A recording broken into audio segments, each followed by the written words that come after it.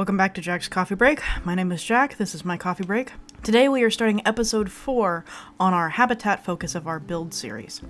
So in the first episode we talked about the box, and that's not the box, this is the box. You know this box. I don't think anybody loves this box, let's not even pretend.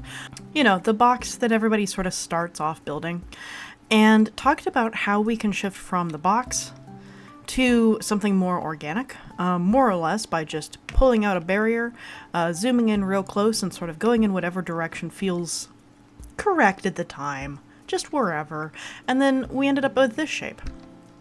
We then threw in some stock items. This is one of the base blueprints. We got out some of our basic enrichment items. And then showed you how to make blueprints, and we copied this around just in case we wanted some more examples. Last episode we talked about rockwork and framing. So in episode 2 we created these barriers, essentially replacing the barriers with the null version and then making our own barrier out of construction pieces. And then with last episode we talked about how we can use rockwork both by going up and by going down and changing the elevation in order to contain our animals without having to do any kind of construction fiddling. This episode, however, we are finally going to move into the inside of this habitat. It's only been 4 episodes coming. So let's go ahead and get started, first by introducing our animals. We have our 2 African wild dogs, male and female, which we're hoping for puppies, but it hasn't happened yet. So they are quite pretty. There we go. And here is our accidental Aldabra tortoise. I meant to buy a second female, and I accidentally bought a turtle. Oh well, they seem to like each other. We've had absolutely no issues. Nobody's attacked each other. It's been great. So that's been a non-issue. Today it is going to become an issue though, because we need to decorate this waterway, and then we need to start looking at our foliage and how exactly we are going to put any kind of foliage in this area and make this space look good when neither of our animals agree on what kind of foliage they want, and both of them will tolerate very little of it. So looking at this, we have some of our plants, namely the Bengal bamboo, the fountain bamboo, and the alpine, I'm going to call that the alpine purple plant because I don't even want to try that. These are decorations for our guest area out here, but they cross into our habitat even a little bit, and so therefore they're causing us problems. I can actually move this one back just a little bit. Hopefully that removes the issue. There we go. So now the only thing that's actually crossing in is going to be our Bengal and fountain bamboo. Now the problem that we're going to run into is that while both of these animals are African, this one will only tolerate tropical foliage, and this one will only tolerate grassland and desert foliage. This presents us with some issues. Either we can go ahead and just accept that we're going to get docked points for our plants, or we can find plants that somehow meet all 3 of these. So how do we do that? Let's go ahead and select all of our foliage. Let's go into plants. We're going to click any one of them.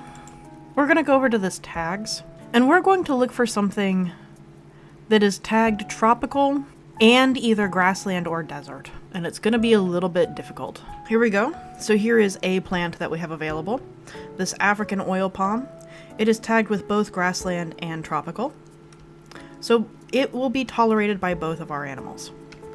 So I am not going to place this down just yet. I am going to find items that fit our requirements, and then I will come back. Alright, so we are now back. The good news is, I was able to find some plants that fit our requirements. The bad news is, 4 out of 5 of them are trees. So, not fantastic. The only ground covering that we have is going to be this century plant. So, this isn't exactly ideal. Now, we can either try and decorate with just these, and just accept our lot in life, or alternatively, we can just accept that we're going to have some interference with these anyway, and that no matter what, we're not going to be able to satisfy these animals. Now, it sort of depends on what your goal is. If your goal is to meet the exact expectations of the game, then you're going to be stuck with those 5 plants.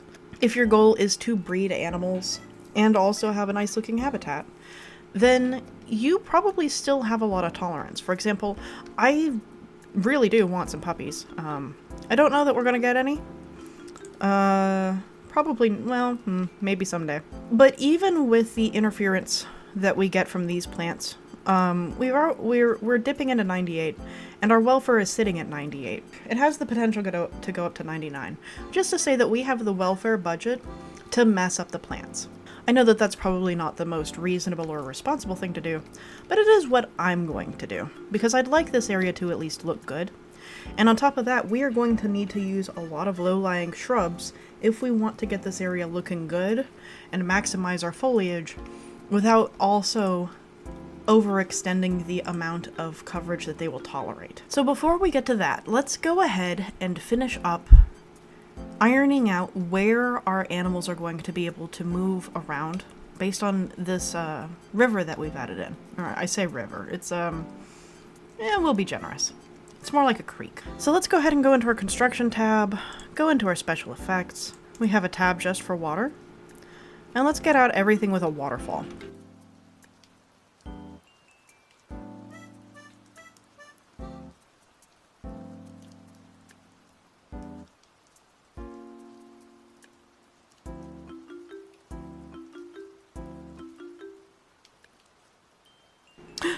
Huge news.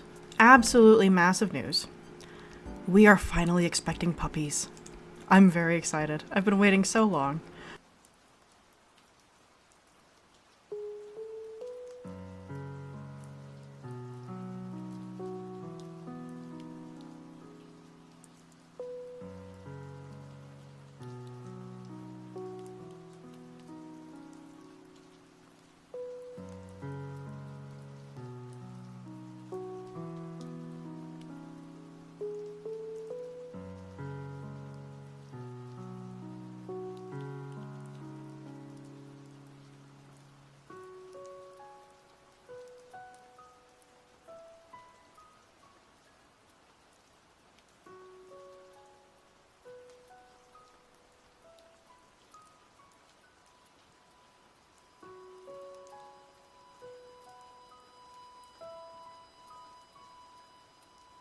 Breaking news. Our dog is about to have offspring. Let's watch.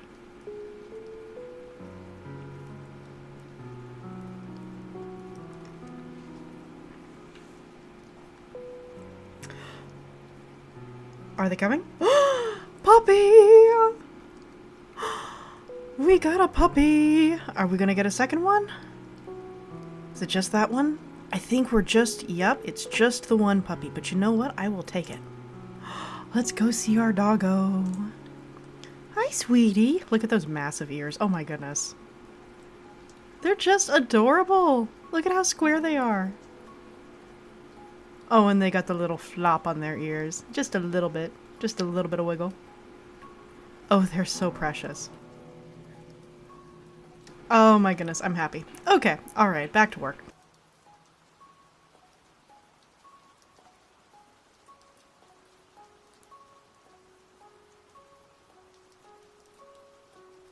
There we go. I think that's probably acceptable. So now we have our waterfalls done.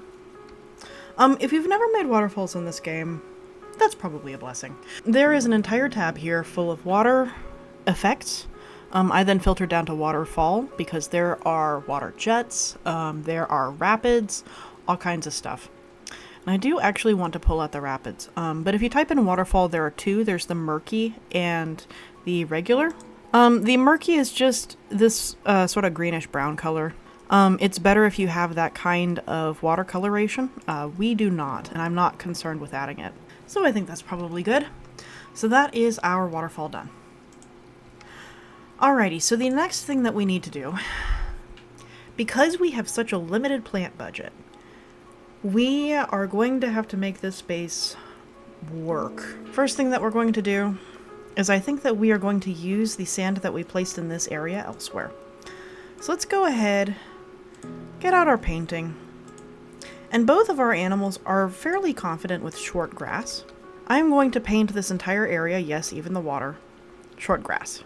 Having a base coat where you know exactly what it is that you're dealing with can help, especially when you get into finicky issues with it not reading that you have the correct percentages and you can't find that one last percent.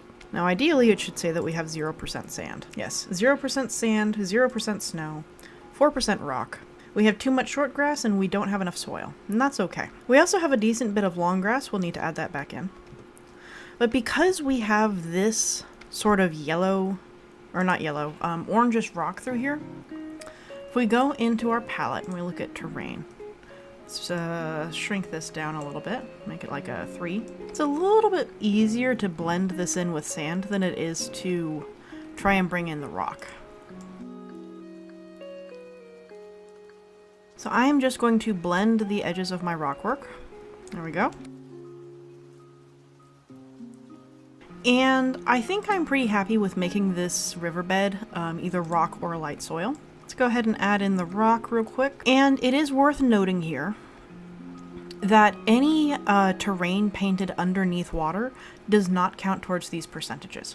So even though we technically have way more than 3% rock in this habitat, it's only counting 3% because that's what's actually on the shores. There we go. Next, let's think about where our light falls. So I have this in sandbox mode. It'll be a little bit more difficult in a franchise or challenge or career or any of those modes. But we can just sort of cycle through our day and see where the shadows fall in this habitat. So we are getting consistent shadow along this edge. So therefore, I'm going to say that this area doesn't get a whole lot of sunshine, and we can probably paint it with some dirt. Probably under this area too. Let's go ahead and turn this down to like a 30% intensity. And let's just go ahead and mix in the kinds of dirt that we have. There we go. And now let's check how much sand we need, because our Aldabra has a minimum requirement where our dogs have a maximum. So we are not meeting its minimum requirements.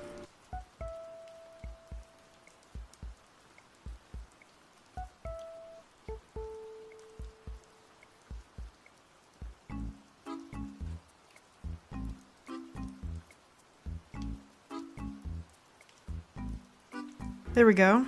And now I'm just going to increase the size of this, and I'm going to gently spray on 20% intensity until we get kind of this nice little mix, this blend through here. There we go. So we are now meeting the maximum for sand, or the minimum for sand for our Aldabra. We're getting close to our maximum for our dogs. And now the only thing that we really need to worry about is we don't have enough long grass. So let's pull out our long grass. I'm going to shrink this down a little bit, and right around this edge, I think, and then through here. There we go. So we have met his requirements. We have met his requirements. Perfect. So we are now meeting the terrain requirements of our area, and we've also used the terrain painter to define certain areas and what exactly is happening here. So we're blending along our rock line. We are using soil to outline that this is going to be our river. And now we have all of this nice flat open terrain that we can use for other things. So our painted dogs require quite a bit of space. However, our Aldabra does not. Oh yes, he does. When did this update? Oh, I see what it's doing. So because we have these two animals, it's averaged their needs together. So in total, these two painted dogs plus the singular Aldabra needs 1305. We are hitting our maximum at 1394. So this should be exciting. This goes back to what I was saying about the animals having different maximum approaching space. So the fact that this turtle can't get quite as close. Oh, never mind. This would do it. Our Aldabra simply cannot cross the water. It's that simple. Well, that's okay. You know what we can do? We can create the most adorable little bridge you ever did saw. So let's go ahead and do that. Now I do just want to take a moment and show something off. We have this East Asia painted bridge. I'm going to go ahead and put it down here. It is very tempting to assume that our Aldabra will be able to cross this. I guarantee he probably won't be able to. He can. He can just barely cross that. Oh, and our dog just used it. So yes, we absolutely can just use this singular bridge that already exists in the game. This is convenient because, quite frankly, I don't want to spend a whole lot of time building a custom bridge. However, it doesn't really look like it fits the area. Like, it's very clearly an East Asian object. How can we deal with that? Let's go ahead and adjust our colors.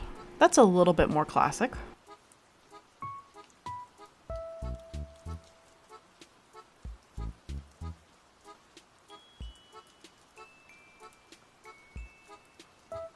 There we go. That's probably gonna be okay.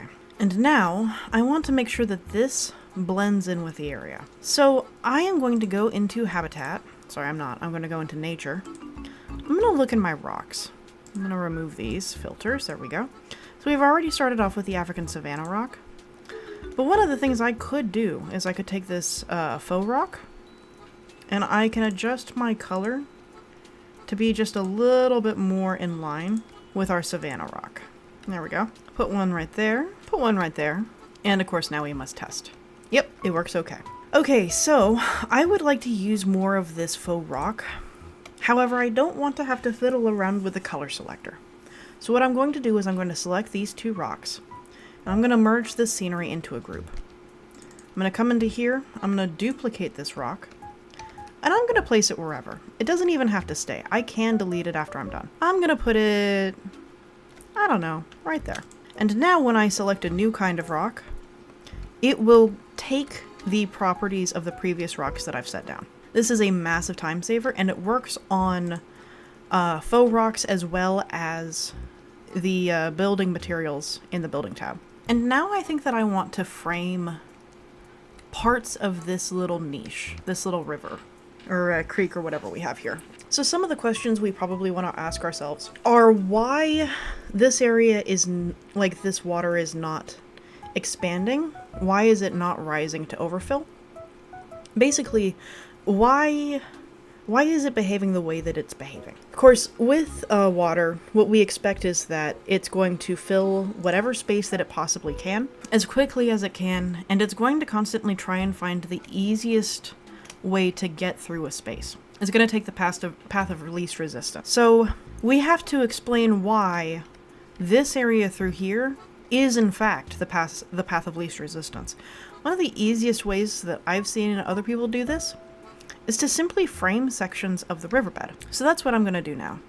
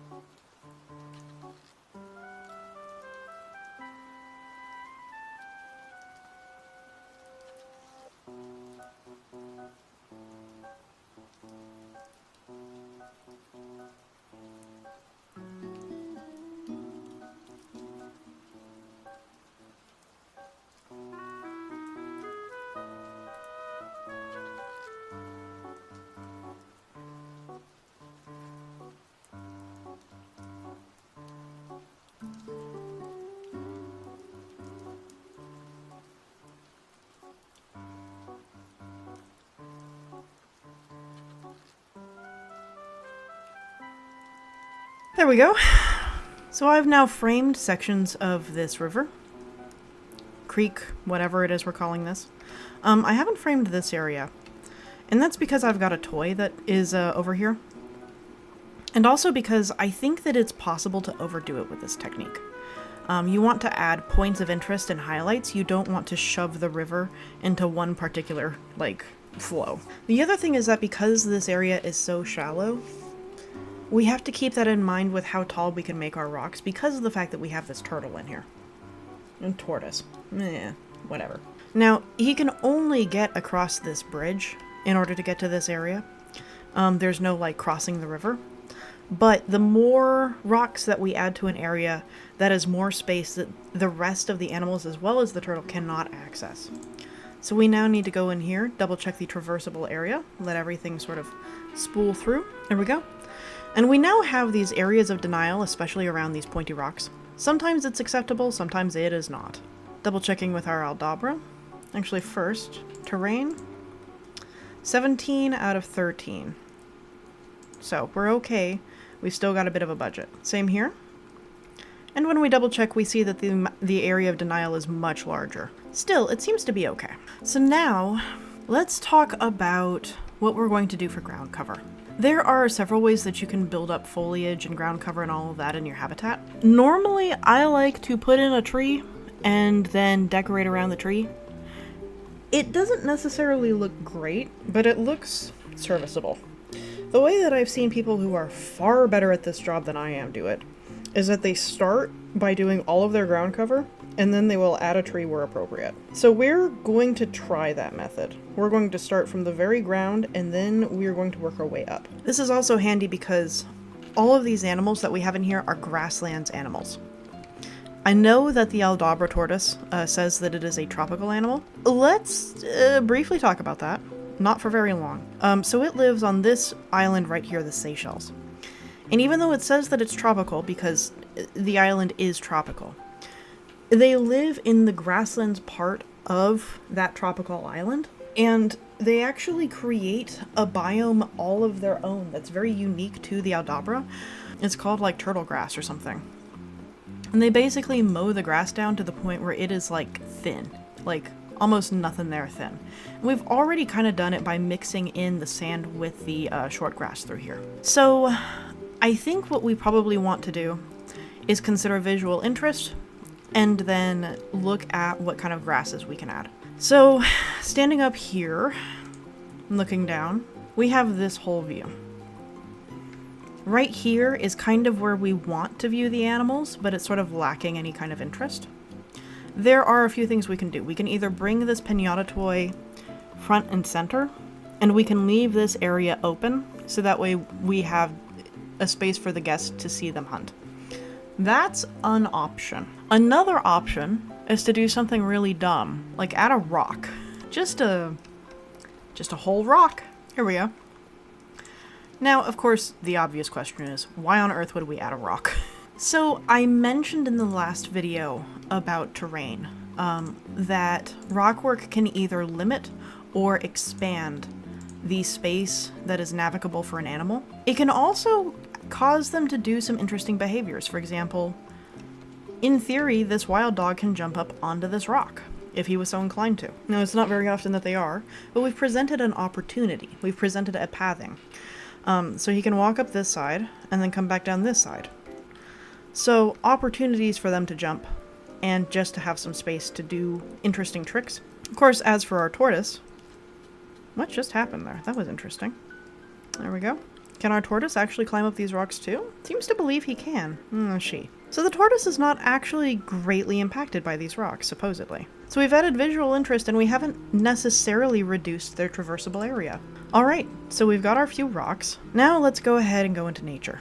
First things first, let's look at what grasses we have. Let's go ahead and at the very least, try and get the right continent in. Let's go ahead and go to Africa. And I often find that deering grass is usually a great plant to use.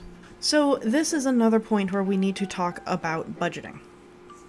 So every piece of foliage is going to count towards an animal's coverage percentage.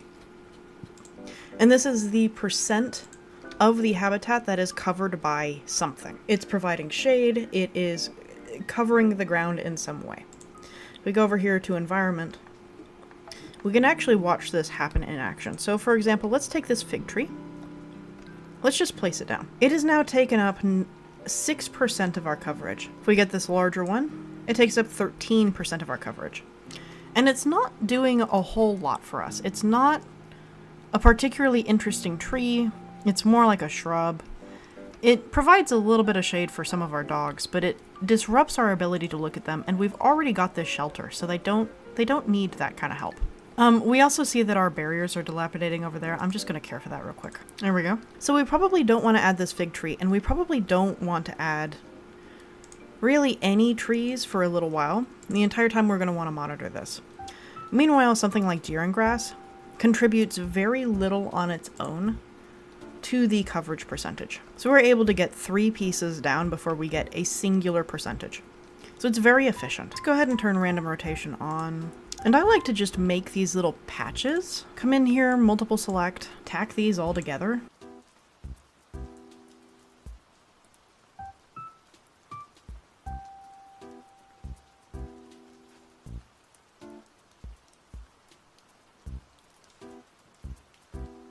There we go. And we're currently at 12%, so we've still got quite a bit of budget to go.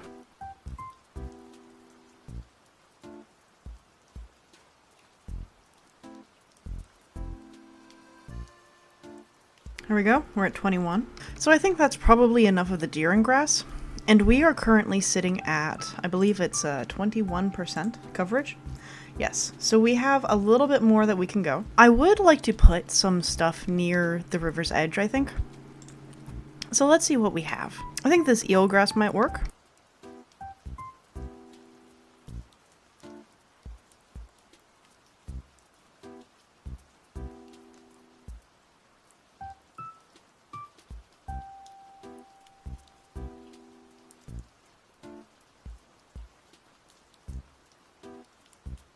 Here we go, we got a little bit of eelgrass. So at this point, we can kind of start considering maybe adding a tree.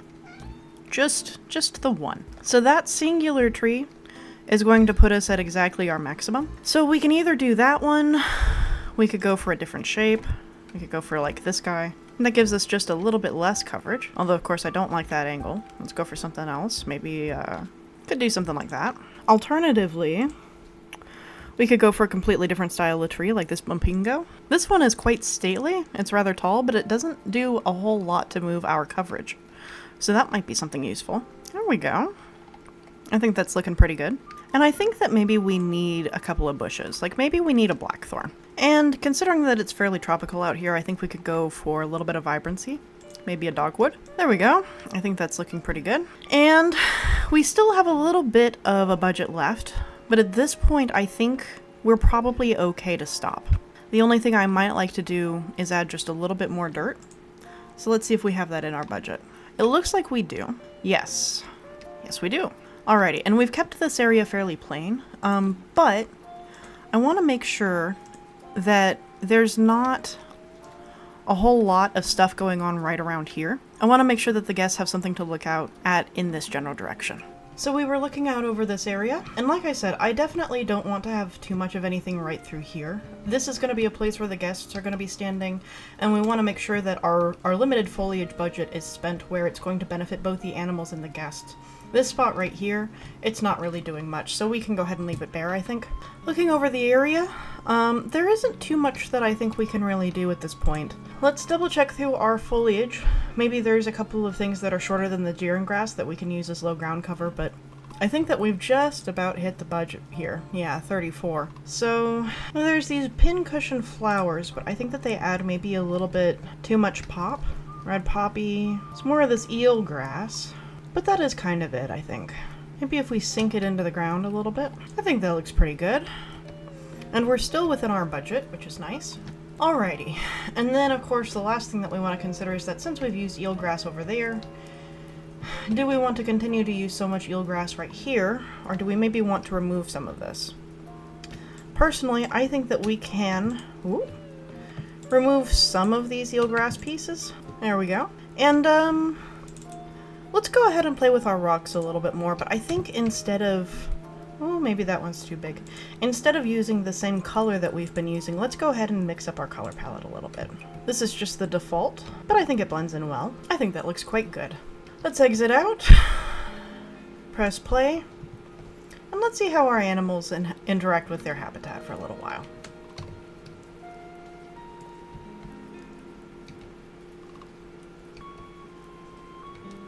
Oh, it's nice to see them actually use the bridge. A lot of times I'll put a bridge down in a habitat and they won't actually ever use it. I think that grass is just long enough.